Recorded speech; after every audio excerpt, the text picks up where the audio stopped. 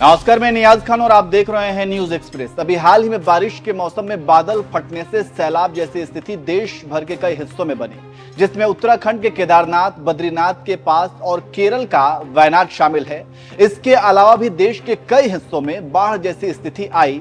बिहार में कई पुल धराशायी हो गए, जिसके बाद सरकारी कामकाज पर भी कई तरह के सवाल खड़े हुए। इन घटनाओं पर सियासत भी तेज हुई। खासकर वायनाड में आए प्राकृतिक आपदा पर तो कुछ लोगों ने यहां तक कह दिया कि चूंकि केरल के वायनाड में गौ हत्या होती है, इसलिए वहां प्राकृतिक आपदा आई है। वहीं जब ऐसे लोगों से पूछा गया कि अगर वायनाड में आपदा आने की वजह गौ हत्या है, तो फिर केदारनाथ और बद्रीनाथ में बादल क्यों फटे? इस सवाल के बाद धर्म की राजनीति करने वालों का मुंह बंद हो गया। कहने का मतलब यह है कि हर मसले में धर्म को घुसाने और धर्म के नाम पर वर्गलाने और राजनीति करने वालों की कमी नहीं है। अब चूंकि आप जानते हैं कि राहुल गांधी वायनाड से सांसद रह चुके हैं, इसलिए उन्हें घेरने के लिए जबरदस्ती उनके विरोधियों ने धर्म को घुसाना शुरू कर दिया था। लेकिन कहते हैं ना कि विरोध करने के लिए भी थोड़ी अकल दौड़ानी पड़ती है। ऐसा नहीं है कि आप कुछ भी बोल देंगे और लोग आपकी बात मान भी लेंगे। इसलिए जब राहुल गांधी के विरोधियों ने वायनाड में आए प्राकृतिक आपदा को गौ हत्या से जोड़ने की कोशिश की, तो लोगों ने उत्तराखंड के केदारनाथ में आए प्राकृतिक आपदा पर भी सवाल पूछ डाले कि वहां आपदा क्यों आई। खैर, राहुल के विरोधियों का ये धार्मिक पैंतरा फेल हो गया। वहीं राहुल गांधी ने वायनाड का दौरा भी किया था और वहां जो भी नुकसान हुआ उसका मुआयना करते हुए राहुल ने सदन के अंदर केंद्र सरकार से वायनाड के लिए विशेष सहायता पैकेज जारी करने का भी आह्वान किया था। वहीं अब खबर यह है कि राहुल गांधी ने वायनाड में पर्यटन को पुनर्जीवित करने का भी मुद्दा उठाया है। उन्होंने कहा, भूस्खलन के बाद क्षेत्र में हुई तबाही को लेकर लोगों के डर को दूर करना होगा। उनको समझना होगा कि भूस्खलन पूरे वायनाड नहीं बल्कि एक क्षेत्र विशेष में हुआ था।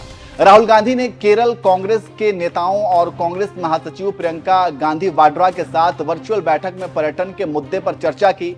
इसके अलावा उन्होंने एक्स पर लिखा, वायनाड दुखद भूस्खलन से हुई तबाही से लगातार उबर रहा है। हालांकि अभी भी बहुत कुछ किया जाना बाकी है। राहत प्रयासों में सभी समुदायों और संगठनों के लोगों को एक साथ आते देखना खुशी की बात है। एक महत्वपूर्ण पहलू है जिसे मैं उजागर करना चाहता हूं, जिससे वायनाड के लोगों को बहुत मदद मिलेगी, पर्यटन। एक बार बारिश बंद हो जाए तो यह जरूरी है कि हम क्षेत्र के पर्यटन को पुनर्जीवित करने और लोगों को यात्रा करने के लिए प्रोत्साहित करने के लिए ठोस प्रयास करें। यह ध्यान रखना महत्वपूर्ण है कि भूस्खलन वायनाड के एक विशिष्ट क्षेत्र में हुआ था, पूरे क्षेत्र में नहीं। वायनाड एक आश्चर्यजनक गंतव्य बना हुआ है और जल्द ही अपने सभी प्राकृतिक आकर्षण के साथ भारत और दुनिया भर के पर्यटकों का स्वागत करने के लिए तैयार होगा, जैसा कि हमने अतीत में किया है। आइए हम एक बार फिर खूबसूरत वायनाड में अपने भाइयों और बहनों का समर्थन करने के लिए एक साथ आएं। तो इस तरह से राहुल गांधी ने वायनाड में आपदा के बाद लगातार उसके पुनर्वास के लिए कोशिश कर रहे हैं। आपको बता दें कि लोकसभा चुनाव में राहुल गांधी ने 2 निर्वाचन क्षेत्रों रायबरेली और वायनाड सीट से जीत हासिल की थी।